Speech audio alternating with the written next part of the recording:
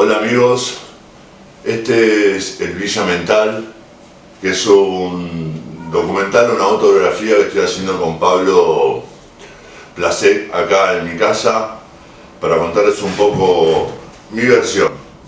Después pueden hacer lo que quieran conmigo, pero por lo menos empezar a contar yo de que estaba saltando un huevo al otro, básicamente.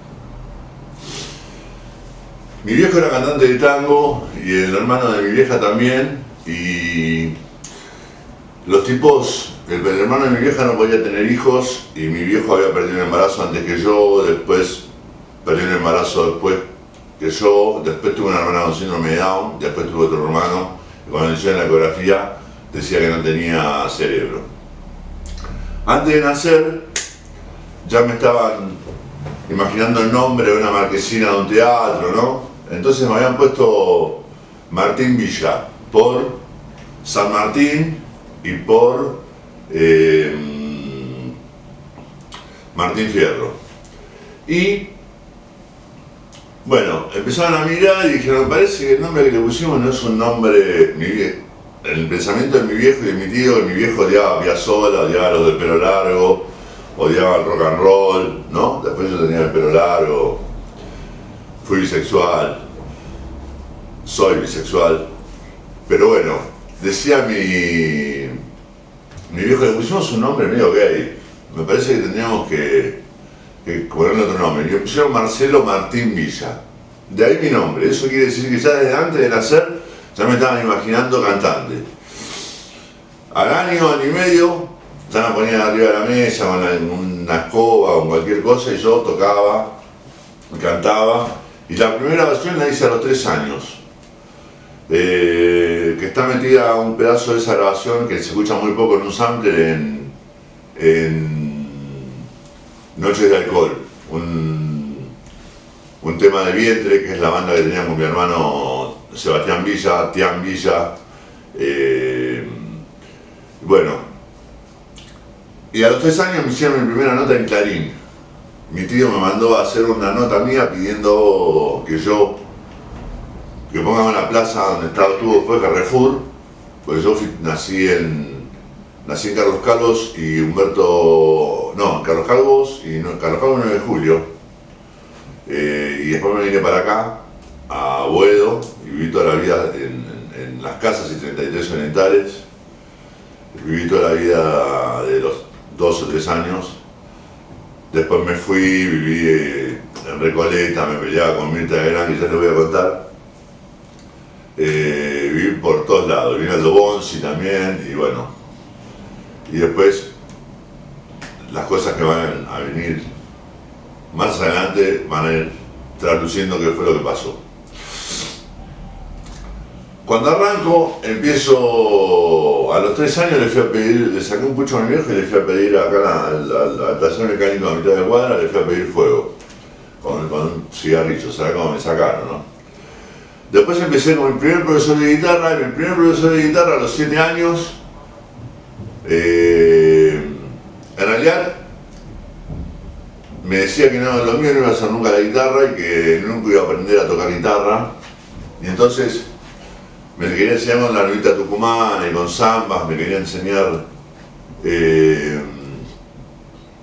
a tocar la guitarra, y no le daba. Y me acuerdo que en esa época estaba en primer grado, o antes, un poquito antes, y iba a primer grado y todo el tiempo no podía escribir, ¿no? Y yo ponía 19 de abril y empezaba a hacer garabatos. Y así medio año, hasta que un día la directora dice, este chico tiene problemas, decían que me manden a psicólogos. Y resulta que la directora agarra y dice, ¿por qué no me lo deja a mí? Le dice a mi vieja, ¿me da autorización? Sí, cómo no, dice mi vieja. Entonces me dijeron, mira, si vos no copiás lo que tenés que copiar durante el día, te vas a quedar con el turno tarde. Entonces me acuerdo que el primer día, pongo 17 de marzo, ¿viste? Ponele, y empiezo a hacer garabato. Y se empiezan a ir todos mis compañeros, porque salían, porque llegó la hora de terminar. Entonces cuando yo me voy a ir me dice, vos no copiaste, te tenés que quedar. Yo me puse a llorar, me agarró una desesperación, no lo podía creer, veía que todos mis compañeros se iban y yo estaba encerrado ahí en el colegio. Y bueno, al otro día copié todo y me curaron. No era un problema psicológico, sino era un problema de no tener ganas de entrar en el sistema estudiantil. Por eso, a los 10 años, el profesor de música me colgó el mástil de la bandera. Me agarró el broche que está, la etiqueta que está en el guardapolvo acá atrás, Mario, que no sé si estarás vivo, pedazo de turro, está todo bien igual. Colgarle que el profesor de música cuelga a Marcelo Villa del mástil de la bandera es un honor. Me agarró de acá de la etiqueta de guardapolvo, me enganchó en el gancho donde se engancha la bandera y me levantó así, me dejó así, levantado así, arriba adelante de todo el colegio, ¿no? Entonces yo me suelto y salgo corriendo del colegio y me subo arriba de la camioneta, rastrojero que tenía mi viejo, todo asustado, y le digo a mi viejo, arranca. Y me dice mi viejo, ¿por qué? ¿Qué pasa? Le digo, no. El profesor arranca, dobla a mi viejo y le digo, el profesor de música me colgó el mástil de la bandera. ¿Qué? Sí, me colgó el mástil de la bandera. Entonces agarró, pegó la vuelta, entró, lo agarró el cogote, lo levantó las patitas del profesor de música, colgaban así, yo de atrás hacía...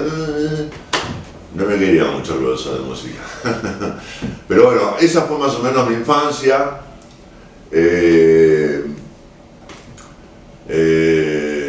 Experimentando con el sexo también, ¿no? Me acuerdo que a los 9 años con un compañerito de 14, que ahora se lo puede llamar abuso, no sé bien cómo llamarlo, pero es lo que pasó. Yo no creo que haya sido abuso porque fue consentido.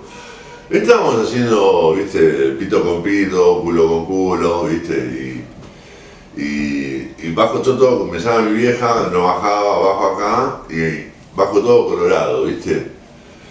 Y me dice mi vieja, ¿qué pasó? ¿Qué estabas haciendo con el chico de la esquina? No, estábamos haciendo pito con pito, culo con culo. Me limpió todo con espadón, o sea, me dieron toda una clase de moralina tremenda. Y después empecé a parar con la barra brava o sea, era amigo de los pibes de cierto club de fútbol de acá del barrio. Y me acuerdo que una vez me tenía que agarrar a piñas, nos íbamos a agarrar a piñas con gente de otro club y estaban asfaltando la avenida con los adoquines. Entonces, aguante, venía un camión lleno de gente y cuando me doy vuelta estaba solo. Éramos como 100, como 50, y estaba solo cuando me di vuelta. Y dije, esto es una patota, esto es una banda, a los 11, 12 años. Y ahí conocí a Dana, que fue la madre de mis hijos, una compañera irreemplazable en mi vida, una piedra fundamental en mi vida, con la que, nada, conocí el sexo femenino, digamos, aunque había tenido una experiencia, voy a contarles cómo perdí mi virginidad. Resulta que yo repartía hielo, yo reparto hielo desde que nací, o sea, mi viejo me sentaba en el cochecito, en el respaldo del rastrojero y bajaba a hacer los clientes y yo era bebé, porque mi vieja limpiaba la portería y tenía 1 año y ya mi viejo me llevaba a repartir hielo. A partir de los 7 años empecé yo a repartir,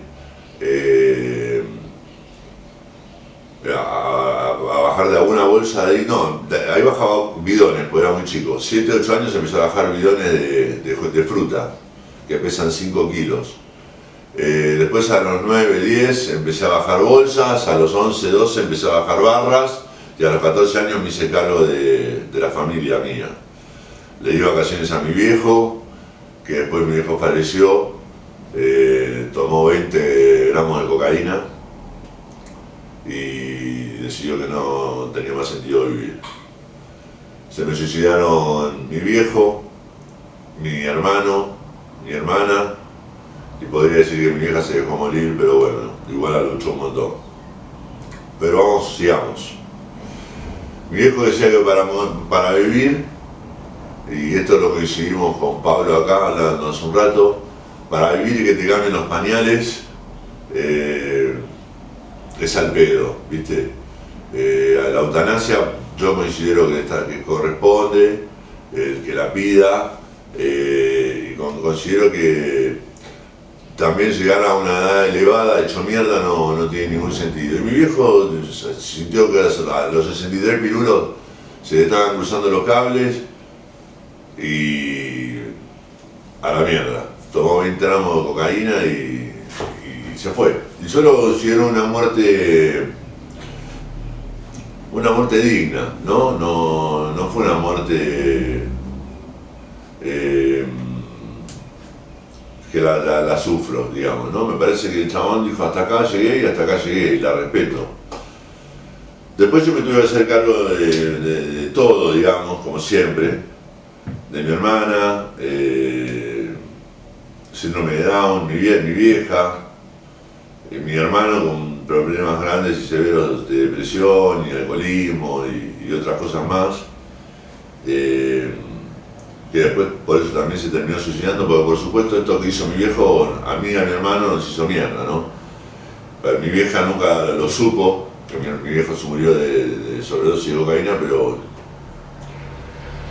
yo no solo le quitó a nariz blanca, sino que la persona que se la vendió vino y me lo dijo. Ayer me pidió 20 gramos ¿para qué lo querés? Le pregunté yo. Y me dijo, vos dámelo que lo necesito. Y bueno, también de chico yo tengo mucho complejo de inferioridad porque no podía jugar al semáforo con las compañías de colegio porque yo tenía una hermana con síndrome de Down. Entonces me hicieron así crecer como si tuviera una lepra, como si tuviera, no sé, una enfermedad contagiable y un poco monstruo con el resto, ¿no?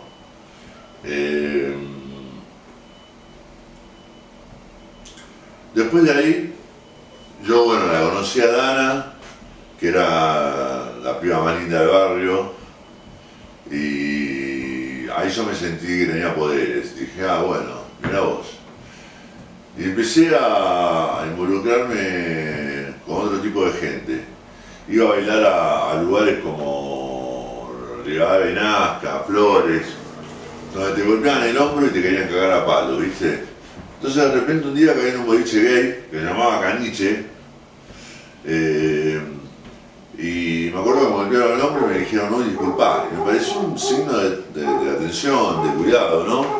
Y a partir de ahí empecé a boliches gays, a boliches con amplitud mental, y me di cuenta de que yo repartía hielo en ese momento por todos lados.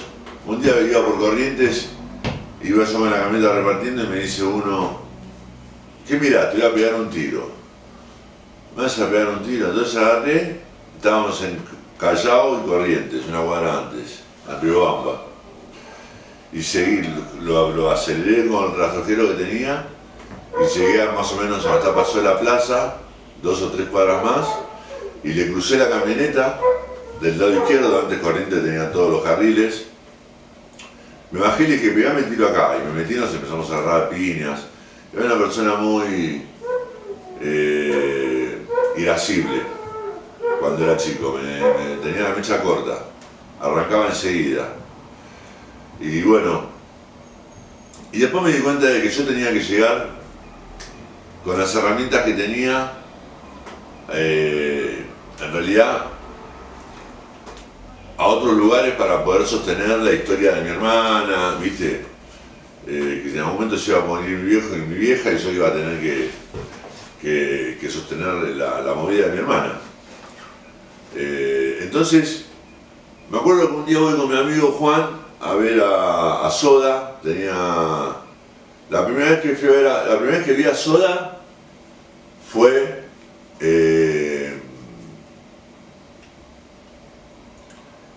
en el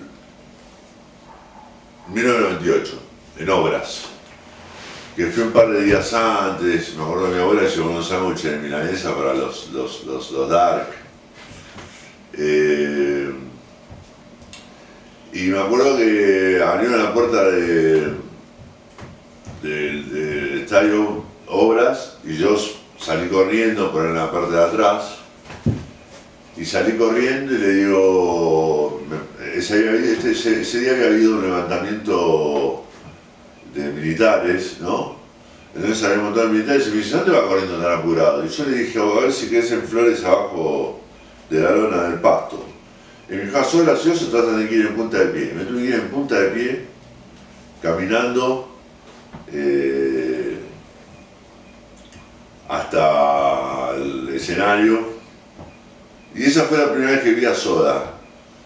Después me acuerdo que fui otra vez más a Vélez con mi amigo, y mi amigo se desmayó, y después nos tuvimos que ir a la carpa de la Cruz Roja, y cuando nos sentamos, se recuperó, nos sentamos arriba de la carpa de la Cruz Roja, y yo me acuerdo que yo era Cerati, y él era Charlie Alberti, y en un momento estábamos parados, estaba el escenario al lado, con ellos tocando, y yo estaba sentado al lado en mi escenario, que era la carpa de la Cruz Roja.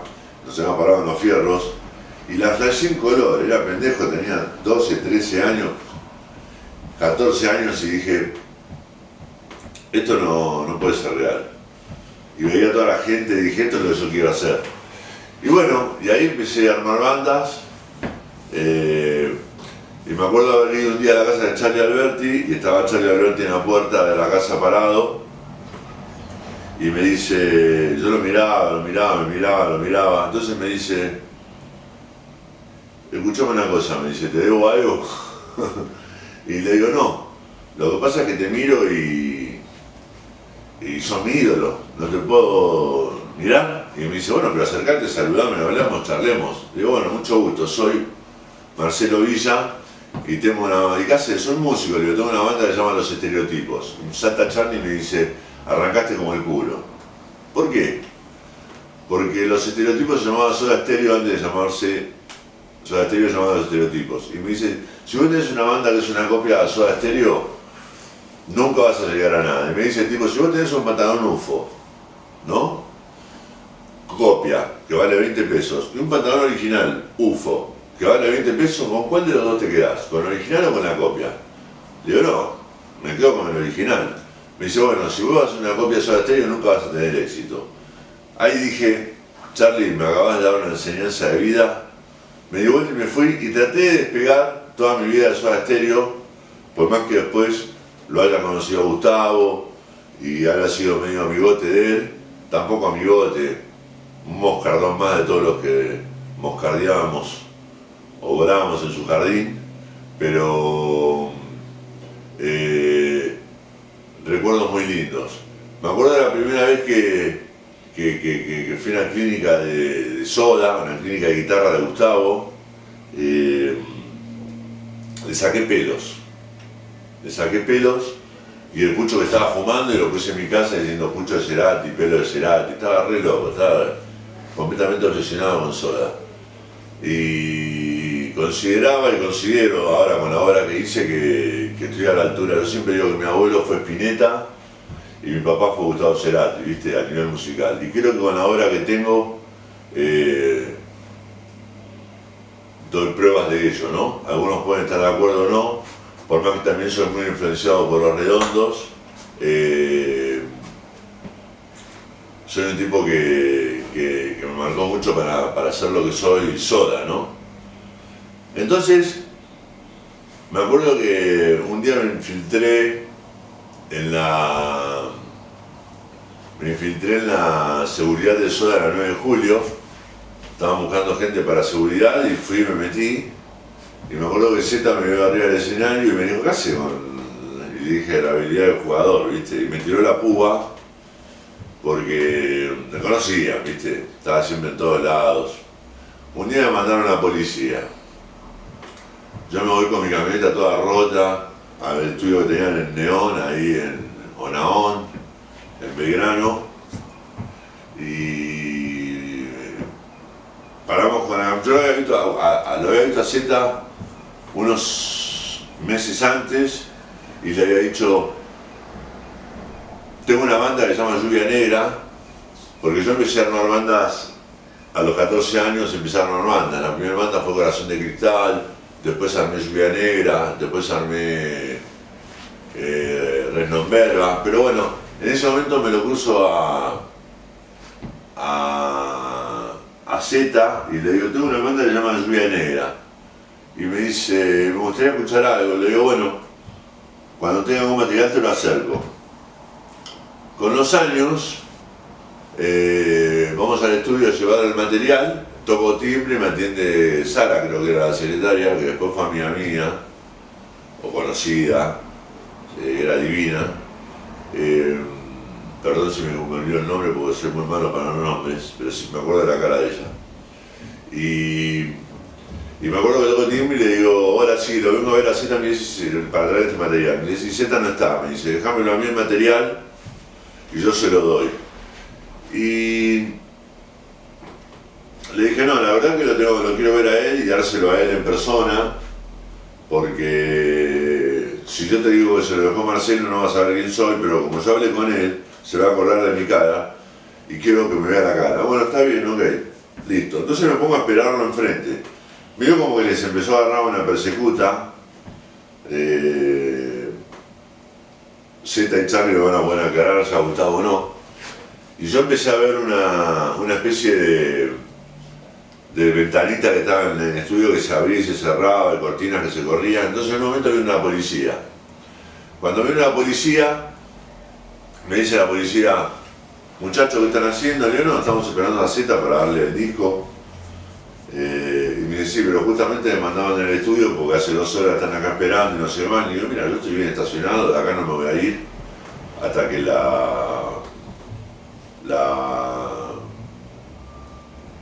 no venga Z y le pueda dar el material, ¿viste? Por más que venga vos que sos policía, yo estoy bien estacionado, tengo todos los papeles en regla. Bueno, al rato apareció Z, le dimos el disco, por supuesto, no nos dieron bolas. Después creo que producieron a los Babasónicos después, en ese momento. Y bueno, y yo armé una banda en ese momento que se llamaba Resnomberga, que era Hechos, no Palabras, que en latín significa eso, hechos, no palabras. Y con esa banda improvisábamos todo, no armábamos temas, era todo preguntarle a la gente, por ejemplo, decime una nota, do, decime otra nota, re, y era todo improvisar. Entonces vos planteabas en todos los shows una propuesta distinta, no tenías todos los shows con los mismos temas o repitiendo temas. Entonces, eso en la Heavy Rock and Pop lo habían descrito, que era un programa que había antes muy interesante de música, lo habían descrito como que los Beatles hasta Resnomberga nadie había revolucionado la música de esa manera, porque habíamos logrado justamente romper con el esquema de armar temas, ensayar y que tenemos un perrito vecino, está ladrando, al cual lo adoramos cada vez que grabamos, el perrito se pone a ladrar y se enamora. Así que no le demos bola al perro. Vamos a esperar a que se vaya el camión. Y una vez que se vaya el camión les cuento. Yo había armado un montón de bandas, bueno, había ido a lo de Soda, había ido a todos los sellos discográficos a ver si alguno me quería editar, ¿no?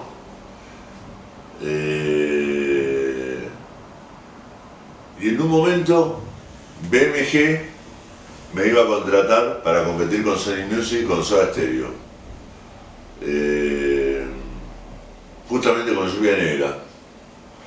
Y nosotros ya estábamos en la gloria, ¿viste? Tomábamos champán, fumábamos toscanos con los directivos de BMG y dijimos, bueno, ya está, lo logramos, tenía 17 años.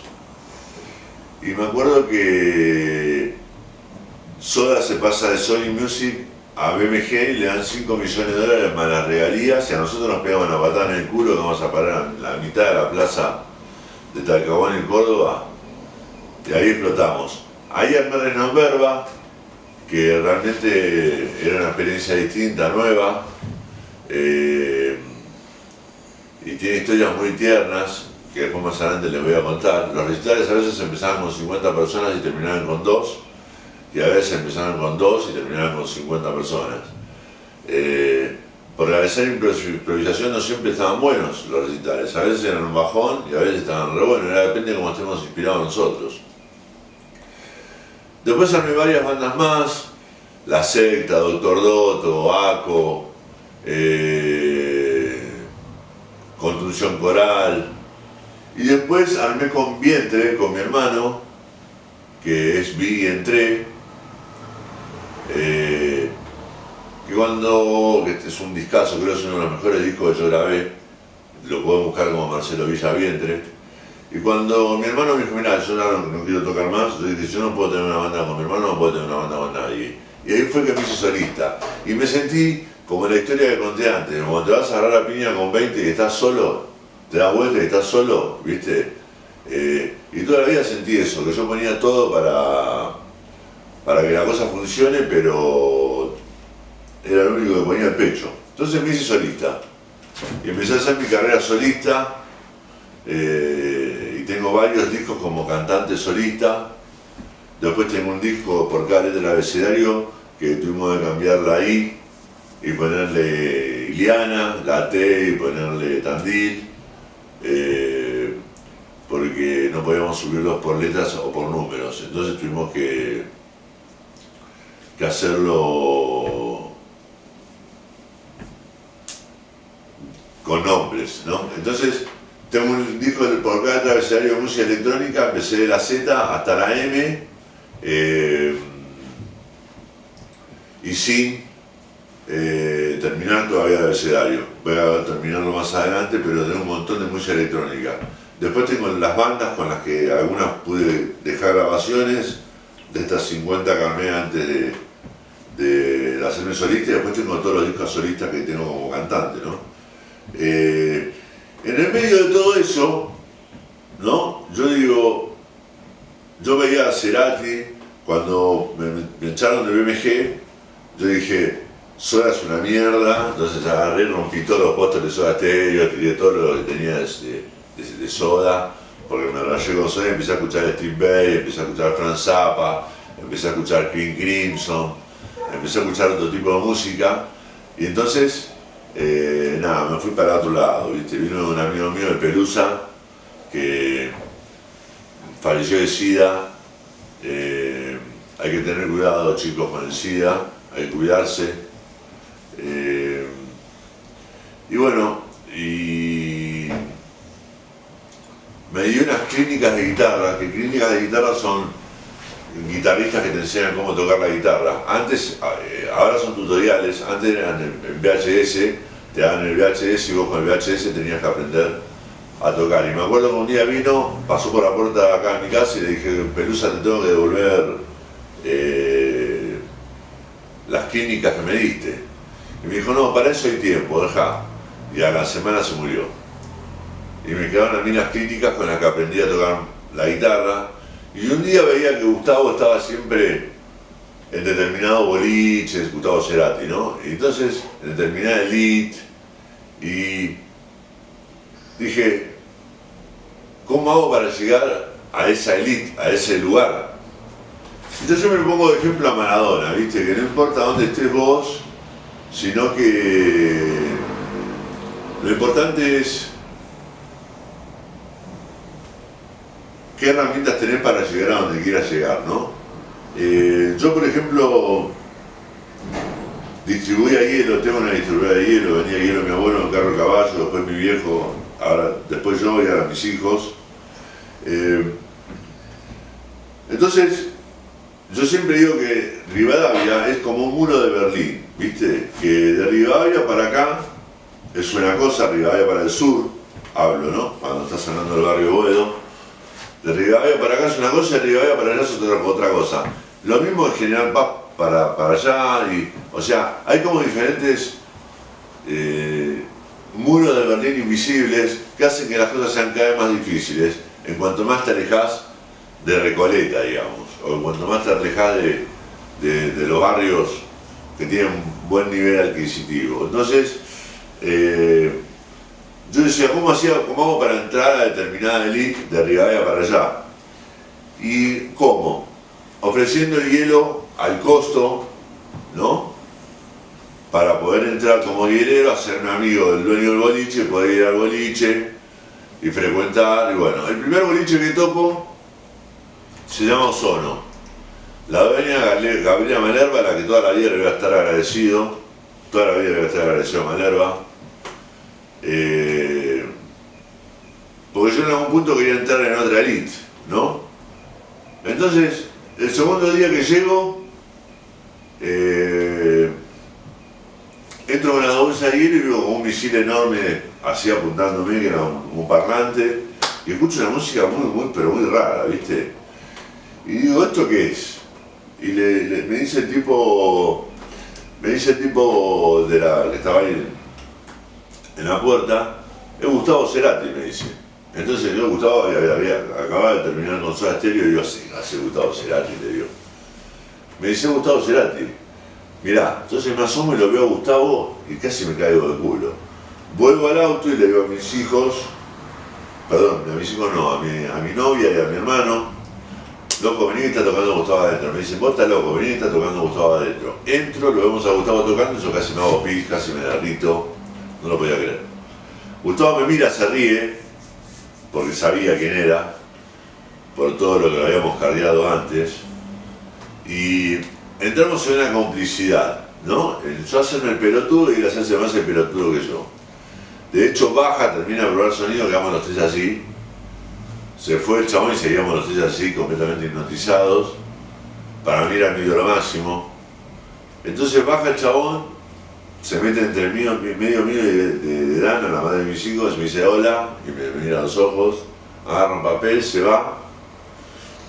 Y ahí empezamos un juego medio como amoroso, platónico con Gustavo, alucinante, ¿no? Yo recuerdo que iba empecé, nada, imagínense, yo quería llegar a otra elite y el primer boliche que toco encuentro, eso es Dios, yo creo que eso es Dios. Lo encuentro a Gustavo tocando, no lo podía creer. Entonces, por supuesto a la noche voy, estaba probando sonido con Plan B, a la noche voy, lo escucho, ¿viste?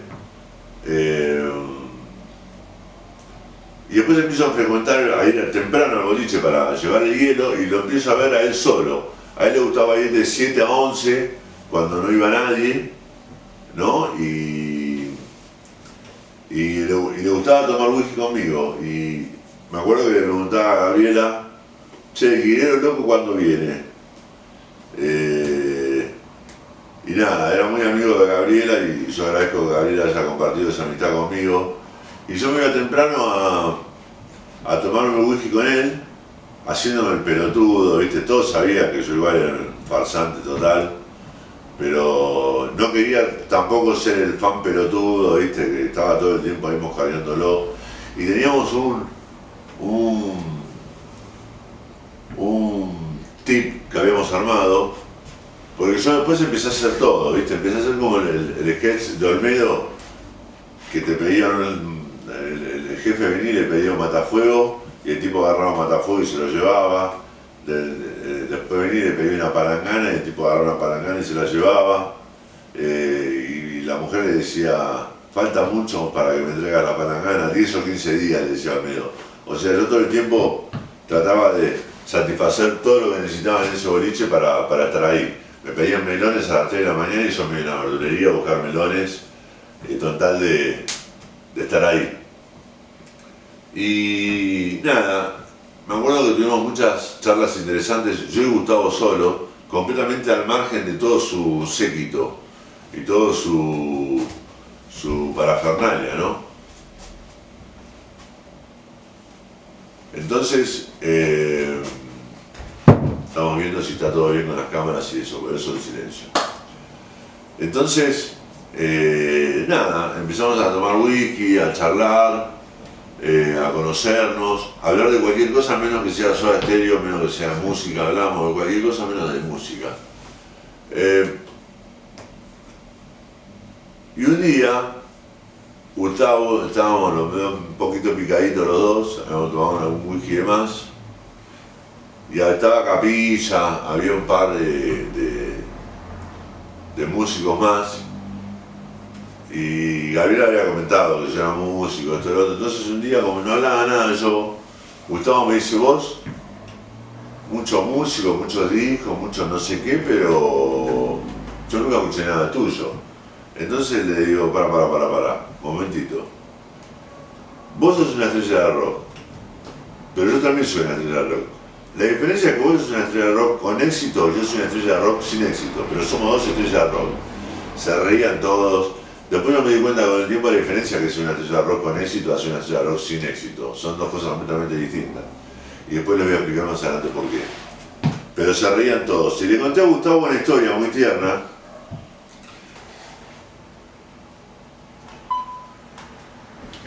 Grabamos. Ok. Grabamos. Bueno, entonces le digo a Gustavo: vos sos una estrella de rock con éxito y yo soy una estrella de rock sin éxito, pero nunca vas a tener una historia como esta. Como nosotros con Renomberba no nos habían dado bola en ningún sello discográfico para sacar el disco, pues les arruinaba el negocio, imagínate. Ellos graban un disco y lo están vendiendo 1 año, 2 años y después sacan otro, y yo quería sacar un disco por semana, ¿viste? Entonces, nos apretaban la palanca así para que se abra el piso y nos caigamos en un pozo y nos absorba como la palanca de Burns, el jefe de Homero, de los Simpsons. Entonces, en un momento, yo vendo mi guitarra, se la vendo a un alumno diciéndole que se la voy a volver a comprar, ¿no? Para poder financiar la banda. Y hacemos fotocopias a color, y hago los cassettes de Renomberba, todo, y lo vamos a vender a recitar y no se lo vendemos a nadie. Entonces nos ocurre ir al parque de Rivadavia, que se vendían ahí, había feria de discos, se vendían CDs, discos, ir a venderlos, y ponemos una cajita de zapatos con una tapita que decía cassette de Renomberba 5 pesos, una gamusita, y viene un policía y le dice: muchachos, ¿qué están haciendo? No, nada, estamos vendiendo acá los cassettes de nuestra banda, se llama Renomberba. No, pero ustedes no pueden hacer esto. Yo, ¿cómo no vamos a poder vender? Si hay una feria que están vendiendo todos. Sí, pero esa feria arregla con nosotros, con la comisaría, para poder pagar, para poder vender ahí, y ustedes justamente lo que me mandaron son los de la feria. Así que presos. Entonces imagínense yo con los cassettes de Renomberba, la gamusita, tratando de vender los cassettes para recuperar la plata de la guitarra. Entonces, bueno, el tipo se ve que le dimos lástima, llamó al patrullero, no se iban a llevar un par de boludos por un par de cassettes. Me dijo: váyanse, nos fuimos, y zafé de no ir en cana. Pero cuando se la contaba a Gustavo Cerati, se moría de la risa, y ahí me di cuenta de la diferencia entre ser una estrella de rock con éxito y una estrella de rock sin éxito, ¿no? O sea, muy grande.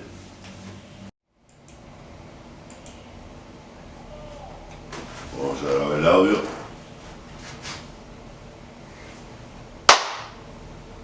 Ok.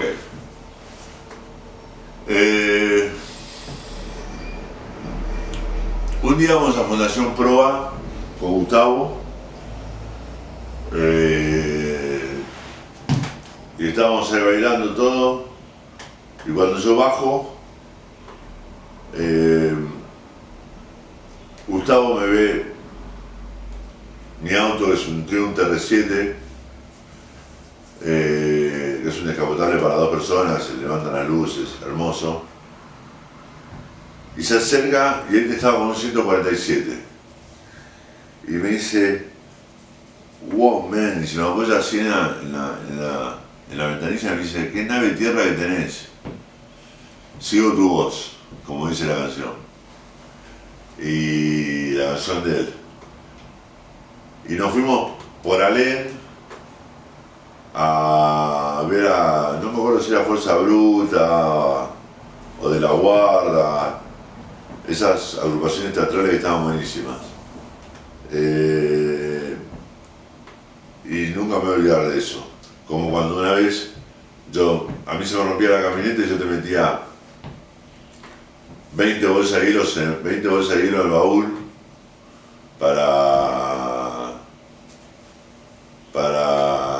ir a hacer reparto de hielo. Entonces, de repente iba con un descapotable hermoso inglés con 20 bolsas de hielo atrás. Y un día Gustavo, una de estas tardes, estaba sentado mirándome y yo me pongo una bolsa de arpillera que usábamos los guerreros antes y bajo del descapotable la bolsa y entro con la bolsa de hielo, tenía un poco de barba, crecía, y cuando uno me dice, Marce, ¿te puedo decir algo o qué? Sos un pequeño Cristo 3D, me dijo. Y después yo escuché la canción Pequeño Cristo 3D, ¿podrás salvarme también? Se me puso toda la piel de gallina, ¿viste? Teníamos una relación muy copada. Un día estaba el Club de la Furia y yo tenía que decidir sacar a la gente. Había una cola de 50 personas, 100 personas que lo iban a salvar uno por uno. Y habíamos hecho un arreglo que era cuando él me miraba y me guiñaba el ojo, yo le tenía que sacar a la persona que tenía al lado. Entonces de repente venía un pibe, estaba 5 o 10 minutos, de repente me guiñaba el ojo, iba, disculpame, vine que sigue. Y eso lo usábamos para, cuando estábamos también en sociedad, venía uno a molestarlo y me guiñaba el ojo y yo le sacaba a la persona que tenía al lado y lo metía en mi burbuja, en nuestra burbuja. Y eso le gustaba mucho a él. Un día viene Gabriela y me dice, Marcelo, me pregunta Gustavo si te interesa ir a ver la presentación de Bocanada. Mirá como María el pelotudo yo, que en vez de pedir entradas o querer ir, me vino a pedir él si yo quería ir. Porque le interesaría que vaya. Sí, cómo no, por supuesto. Entonces me dice, bueno, ¿qué día preferís? El martes, ok. El martes a las 21 horas vas a tener un sobre en la entrada de Gran Rex a nombre de Marcelo Villa. Ahí van a estar los 2 tickets para que puedas entrar. Imagínate, yo no la voy a creer. Voy a Gran Rex. Estaba Cecilia Amenábar. Hola Marce, ¿cómo te va? Bueno, me da los sobres. Entro con los 2 tickets. Veo el show y el show me lo dedica a mí. O sea, yo estaba a dos butacas del escenario y tengo el video filmado de todo el show dedicándomelo a mí. Y considero muchas canciones de ese disco en mi flash, ¿no? Otros dirán otra cosa. Pero mi flash es que muchas canciones de ese disco hablan de mí, ¿no? Cuando dice estoy rodeado de bellos instrumentos y quiero que lo sepas. Eso no se le canta a una mujer, se le canta a otro músico, ¿viste? Y todo el tiempo que estuvo componiendo Bocanada lo hizo al lado mío. Y me acuerdo que ese día fui, vi el show y después me dice Gabriela Malerva, yo soy fóbico a leer, soy fóbico a escribir y soy fóbico a hacer colas. Y había una cola enorme para entrar al camarín de Gustavo, ¿no? Y me dice esta chica, creo que se llamaba Sara, que era asistente, me dice, Marce, ¿querés pasar al camarín? Le digo, no, decirle a Gustavo que después nos vemos, después hablamos. Entonces me cruzo a hablar con Gabriela Malerva por teléfono público. Y nunca me voy a olvidar más que venía una pareja caminando y la tipa me lee y dice Gustavo Cerati. ¿Quién es? Le dice, ¿viste? Al marido. Y el marido le dice, el cantante de Soda Stereo. Y la tipa dice, ¡ah! Entonces me di cuenta en la dimensión en la que yo lo tenía Gustavo Cerati, que para mí era Dios, y que había gente que ni siquiera lo tenía registrado, ¿no? Entonces,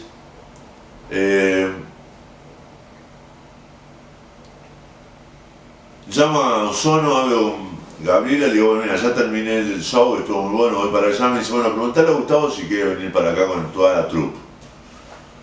Entonces, me cruzo enfrente, hablo con Sara, le digo, preguntale si quieren ir a comer. Entonces, le pregunto y Gustavo le dice, sí, no hay ningún problema, pero somos 33. Me vuelvo a cruzar en el teléfono público, no existían los celulares, era 97, o si existían no estaban al alcance mío. Le digo 98, 99, por ahí. Le digo a Manero, mira, dicen que sí, pero son 33, no hay problema, decirle que vengan, les hacemos pizza. Ok, vuelvo, van ellos, y yo me voy a laburar a Ozono, que laburaba de barman, laburaba de guerrero, laburaba de cajero, laburaba de lo que sea. Entonces en un momento estaban todos abajo y viene Manerva y me dice, Gustavo está preocupado porque no le diste una evolución del show. Yo no la voy a creer. Así que andé a decirle algo. Entonces, bueno, ahora cuando salgan las pizzas, bajo, le digo, ¿viste? Y salieron un par de pizzas, bajo con las pizzas. Gustavo me mira como esperando que le diga algo y yo le digo, Gustavo, ¿te puedo decir algo del show? Sí, me pareció beautiful. Y a Gustavo se le iluminó la cara. La verdad que Gustavo me quería mucho, tenía mucho... Había pegado muy buena onda conmigo porque yo no lo mojardeaba, yo no lo molestaba.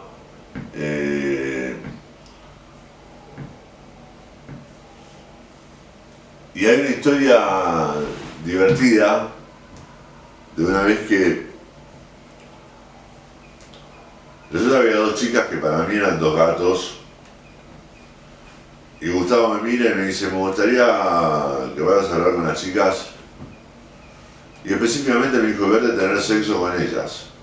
¿No? Me gustaría verte tener sexo con ellas. Ver cómo tendría sexo con ellas. Y le digo, mira Gustavo, son dos gatos, no nos van a dar bolas. Si no pagamos, no nos van a dar bolas. Y a mí pagar no me gusta. Entonces me dice, Marcelo, estás conmigo. Gustavo, son dos gatos. Andá que estás conmigo. Entonces bueno, voy, encaro y las minas me cortan el rostro mal. Entonces vuelvo y le digo a Gustavo, viste que te dije que eran dos gatos, me dice, mira, aprende, voy yo. Va él, se hace el canchero y las minas le cortan el rostro mal. Y vuelve todo derrotado, viste, y me dice, no puedo creer lo que me pasó, que esto, que lo otro. Y le digo, viste boludo, cuando Villa te dice apretar pomos carnaval, y se cagaba de risa, porque a él le encantaba que nosotros tengamos ese tipo de relación. Un día se tapan los inodoros arriba y empieza a salir toda la materia fecal para afuera, y me llama el dueño del Tano, me dice, más fanculo, Marcelo, venía a ayudarme, y estaba abajo toda la gente en la barra, entre esos Gustavo Cerati, y nosotros con el secador tirando el agua de los inodoros que se había tapado para adentro, ¿viste? Y yo mirando para arriba y diciéndole a Dios, Dios, vos ves lo que yo estoy haciendo, total de poder lograr ser un músico reconocido, de estar con mis pares. Llegué hasta limpiar mierda y por suerte no cayó mierda, pero fue una situación, imagínatela, la gente abajo estaba de lujo, tomando whisky y yo con el secador arriba tirando mierda para adentro del baño porque se rebasaban los inodoros. Tremenda, historia tremenda. Y después,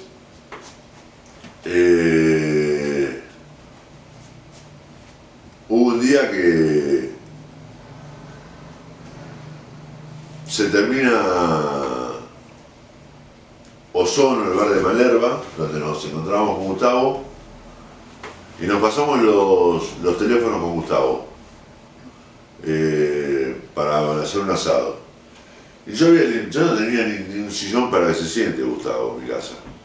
Entonces, me acuerdo que compré un juego de sillones barato y pinté toda la casa con cal, yo vivía en Aldo Bonzi, y lo empiezo a llamar a Gustavo. Gustavo, ¿vas a venir? ¿Cómo andás? ¿Todo bien? ¿Que esto, que el otro? No, mira, mañana me voy a Chile, me decía, ponele, ¿viste? Bueno, ok, te llamo la semana que viene, dale, hablemos la semana que viene.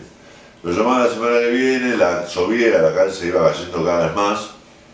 Gustavo, ¿vas a venir? ¿Cómo estás? No, hola Gustavo, ¿cómo estás? ¿Todo bien? ¿En qué andás? No, en esto, el otro, bueno, venís a casa a comer asado. A ver, nos habíamos pasado, tenemos una que venir a casa a comer asado. Mirá, mañana me voy a México, viste, bueno, ok, ¿qué hago? A llamarme la semana que viene, ok. Así lo llamé 3 o 4 veces, pasó lo mismo hasta que un día le dije, mirá, Gustavo, vos sos Gustavo Cerati, pero yo soy Marcelo Villa. Y yo no te voy a llamar 20.000 veces y te voy a moscardear como todo lo que tenés alrededor tuyo. O sea, yo te respeto, te amo, te adoro, pero no te voy a romper las pelotas. Así que, llamame vos cuando quieras que hagamos el asado. yo ya no te llamo más. Entonces me dice Gustavo, loco, no te enojes. Si yo te doy mi teléfono para que me llames, es por algo, yo no se lo doy a cualquiera. Le digo, bueno, pero yo te llamé 4 veces. Cuando quieras hacer asado, llámame vos. Y listo. Y ahí Gustavo me dice, escuché tu disco, escuché tu tema que dice, tu tema Mi Buenos Aires Querido, que es un cover de Gardel que yo tengo, la primera versión. Y me encantó, me dice, tenés una voz parecida a Richard Coleman. Y ahí estallé de ira. Y le digo, escúchame, yo me hice músico por Soda, le dije todo lo que no le había dicho en todos estos años. Le dije, yo me hice músico por Soda, y vos me decís que no me parezco a Richard Coleman. Bueno, llamame cuando tengas ganas de hacer asado, hablamos. Corté y nunca más me llamó.